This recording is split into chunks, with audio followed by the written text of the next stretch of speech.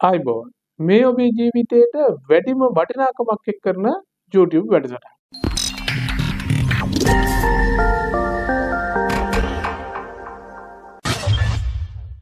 අපි පහුගිය දවසේ වීඩියෝ එකකදී කතා කරා ඔබ දුක් මහන්සියෙන් හරියම්බ කරගත් මුදලින් Tamanටම කියලා නිවසක් හදාගන්න ඉඩමක් මිලදී ගැනීමේදී සැලකිලිමත් විය යුතු කරුණු ගැන. බොහෝ දෙනෙකුට තියෙන දේ තමයි ඉඩමක් ගන්නවා. ඉඩම හොඳයි කියලා දැනගන්නවා. අත්තිකාරම් මුදලුත් ගෙවනවා. ඊට පස්සේ තමයි තීරණය කරන්නේ මේ ඉඩම නීති අනුකූලව පවරාගන්නේ කොහොමද කියලා. මොකද මේ වගේ ගැටලු බොහෝ වෙලාවට අපිට ඇවිල්ලා කතා කරනවා සර් අපි මුද්දරයක් උඩස්සම් කරලා මේ ඉඩම ගත්තා. දැන් මේකට ඔප්පු ලියා ගන්න ඕන කියලා. කිසිම අවස්ථාවක ලියවිල්ලක මුද්දරයක් මත අස්සම් කරලා ඉඩම් මිලදී ගන්න හැකියාවක් නැහැ. ඉඩමක් මිලදී ගන්නවා නම් එය නොතාරිස්වරයෙකු විසින් සකස් කරන ලද සාධන පත්‍රයක්. එහෙම නැත්නම් ඔප්පුවක් මත මිලදී ගත යුතුයි. මේක හොඳට සැලකිලිමත් වෙන්න මේ වැඩේ කරන්න පුළුවන් ලංකාවේ බලධාරී පුජ්‍යලයා නොතාරිස්වරයෙක්ම විතරයි.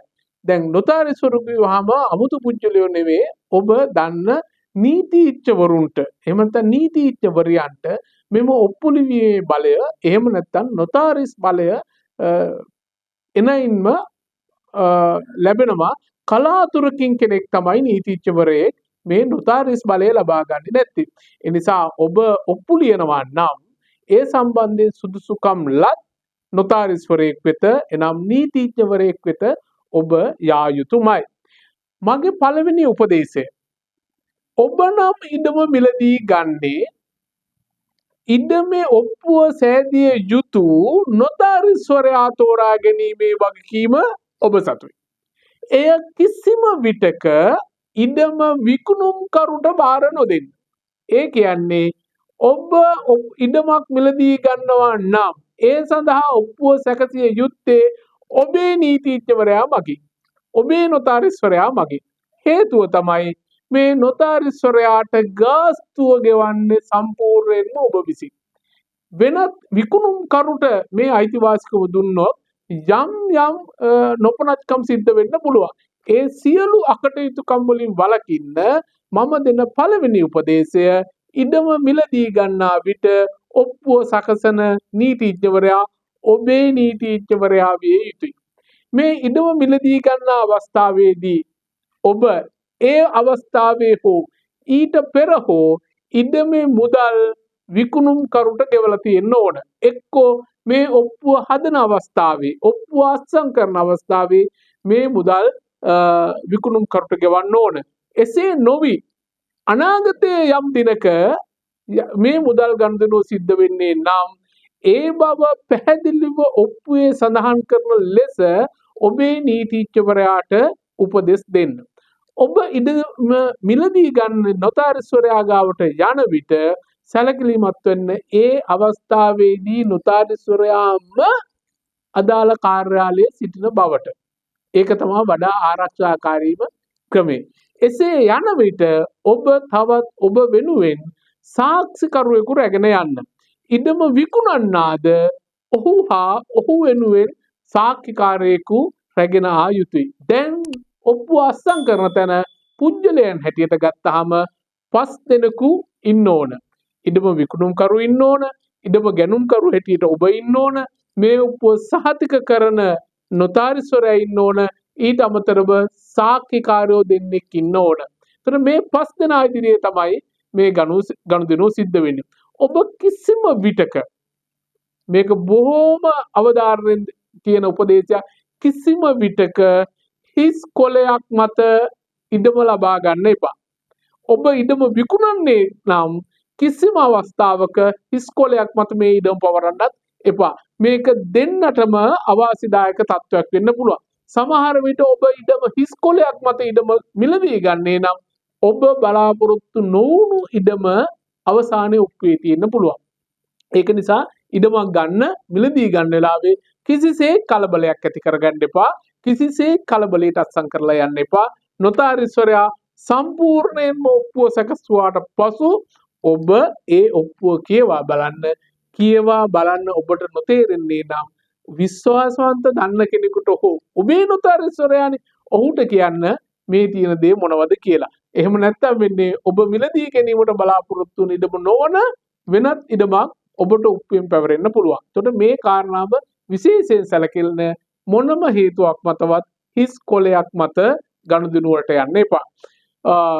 ඉඩමේ මුදල් ගෙවන ආකාරයත් මං කලින් එක්ක ගෙවලා තියෙන්න ඕන, එක්ක ඒ අවස්ථාවේ ගෙවන්න ඕන. එහෙනම් පසු අවස්ථාවක ගෙවනවා නම් ණය මුදලක් ලබාගෙන ගෙවනවා හෝ එහෙම එකගතාවයක් විශ්වාසයක් දෙපාර්ශ්වයක් තියෙනවා නම් ඒ බවත් ඔප්පුවේ අනිවාර්යෙන්ම සටහන් කරන්න. ඊළඟට තියෙන ගැටලුව තමයි කට්ටියට මුද්දර ගාස්තු කොච්චර යනවද කියලා එක. මේක සම්බන්ධව එක එක්කෙනා විවිධ නම් වලින් කියනවා. රජය වෙනුවෙන් සාමාන්‍යයෙන් ගත්තහම අපි කියන්නේ විකුණුම් මිලේ 4%ක මුදලක් 4%ක ප්‍රතිශතයක් රජයේ බදු විදිහට ගෙවන්න ඕන. මේක අපි ගෙවන්නේ පළාත් පාලන පළාත් සභා කොමසාරිස්ගේ ගිණුමට තමයි අපි මේක තැන්පත් කරන්නේ. උදාහරණයක් විදිහට බස්නාහිර පළාතේ ඉඩමක් නම් ඒ ගෙවන්නේ බස්නාහිර පළාත් ආදායම් කොමසාරිස්ගේ ගිණුමට. ඉඩම තියෙන්නේ දකුණු පළාතේ නම් අපි මේක ගෙවන්නේ දකුණු පළාත් ආදායම් කොමසාරිස්ගේ ගිණුමට. මේ මුදල 4%යි. මෙතනින් පළවෙනි ලක්ෂයට 3%යි. ඉතිරි හැම කොටසකටම 4% ගාන තමයි එන්නේ. ගණන් හදාගන්න අමුතුවෙන් වෙහෙසෙන්න එපා. මම 4%ක් මුද්දර ගාස්තු හැටියට ගෙවන්න ඕන කියලා මතක තියාගත්තාම හරි. ඊට අමතරව ඔබ ගෙවන්න ඕන නීතිඥවරයාගේ ගාස්තුව.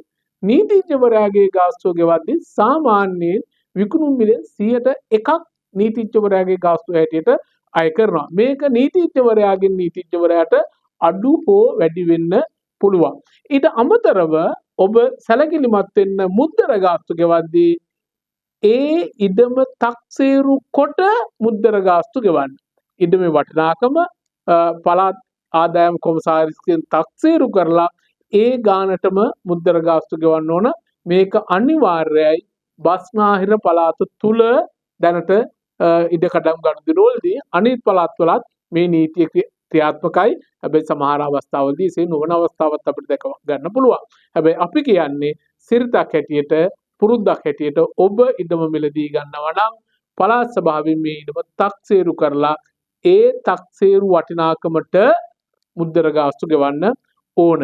මේ මුද්දර ගාස්තු ගෙවීම හා නීතිඥවරයාගේ ගාස්තු ගෙවීම එහෙම නැත්නම් නොතාරිස්ගේ ගාස්තු ගෙවීමේ වගකීම තියෙන්නේ ඉඩම ගැනුම් කරුට. විකුණුම් කරුට මේ කිසිදු ආකාරයක ගෙවීමක් කරන්න ඔහුට බැදියාවක් ඇත්තේ නැහැ.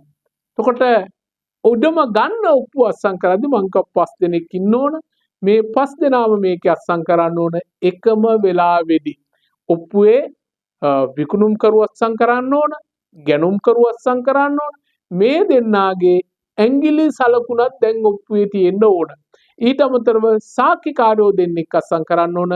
ඊට අමතරව නොතාරිස්වරයා මේ ඔප්පුවට අත්සන් කරන්න ඕන. ඒත් එක්කම ගැනුම් කරුගේ හා විකුණුම් කරුගේ ඡායාරූප දෙකක් අපි කියන්නේ පාස්වර්ඩ් ප්‍රමාණයේ ඡායාරූප කියලා. මේ ඡායාරූප දෙකකුත් නොතාරිස්වරයාට බාර දෙන්න. මොකද ඔහුගේ ළඟ තියෙන පිටපතේ මේ ඡායාරූප දෙක අලවලා තියාගන්න ඕන. මේ විදිහට මේ ඉඩම මිලදී ගැනීම කරොත් ඔබට අනාගතයේදී කරදරයක් සිද්ධ නොවි බොහොම සැනසille ඉන්න පුළුවන්.